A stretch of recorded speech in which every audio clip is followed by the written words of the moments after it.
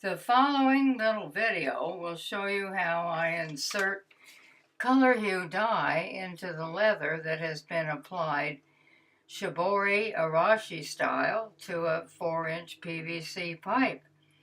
Just before I start on the leather, the pipe was dipped into a pot of discharge liquid, exactly like we do with silk and woven.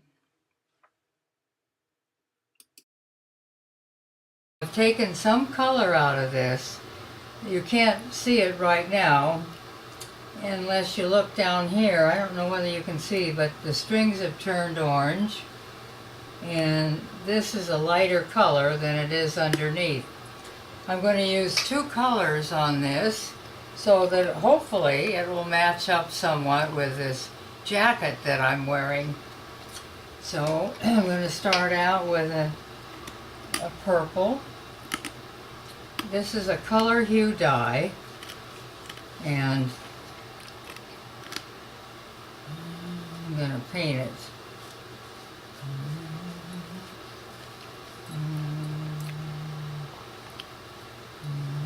Purple on this, and I'm going to finish up with some orange.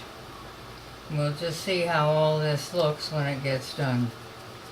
Okay, so I'm going to get into the cracks as best I can, and then I'm going to take this back over and rinse it. I have put plain water in this pan now so that I can do a rinse.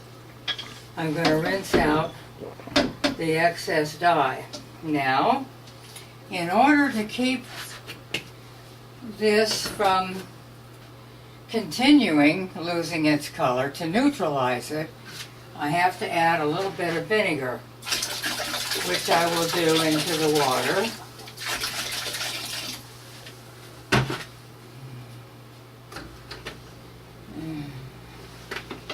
And so I just leave it in here for a minute. It doesn't take long at all. And then hopefully we're done. Yes, I've rinsed this and I've cut them off the pole. And here's how they look.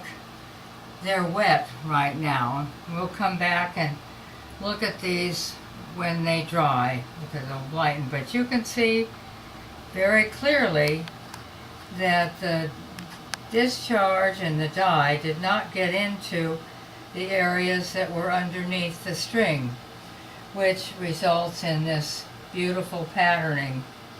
It'll look a lot better when it's dry.